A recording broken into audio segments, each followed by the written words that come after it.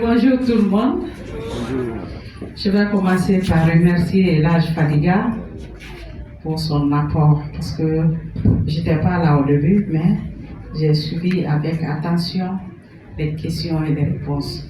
Et je pense que, comme quelqu'un le disait, le handicap, ce n'est pas une fatalité, c'est dans la tête.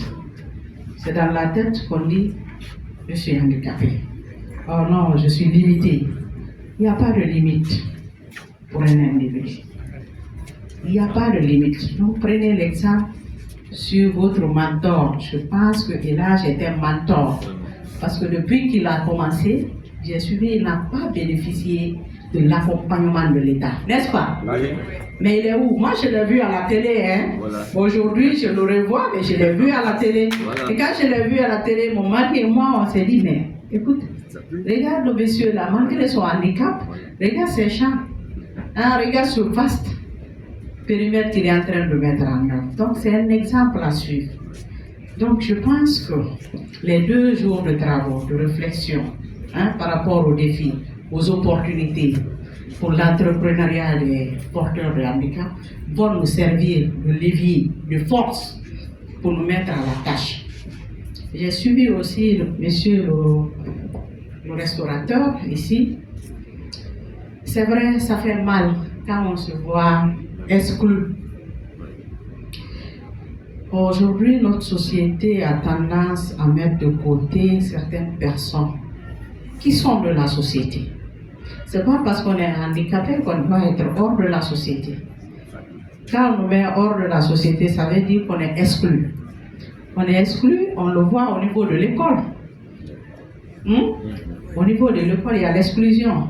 En famille, il y a l'exclusion. C'est maintenant que ça change. Parce qu'aujourd'hui, les gens ont le courage d'envoyer leurs enfants, même porteurs de handicap, à l'école et les amener à terminer les études. C'est une chose à encourager. Ce n'est pas parce qu'on est handicapé qu'on est appelé à rester à la maison. Non. Le handicap, c'est dans la tête.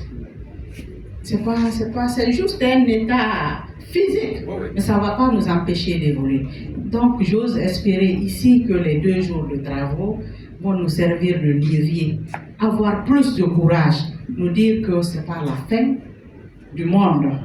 Comme mon frère le disait, on lui a amené à Zérekori samedi, mardi il était à Conakry, et aujourd'hui il est là avec 3 salons.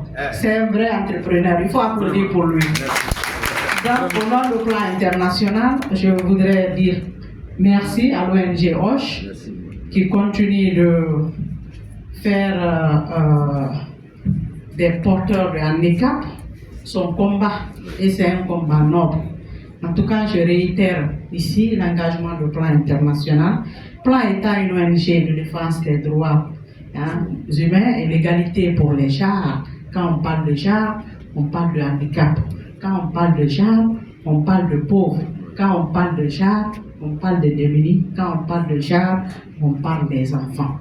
Donc, je sais que Plan sera là, et Plan est là, il sera toujours là pour accompagner l'ONG Hoche, accompagner toutes les structures porteurs, des porteurs de handicap dans leur combat pour leurs droits. Donc, c'est sur ces mots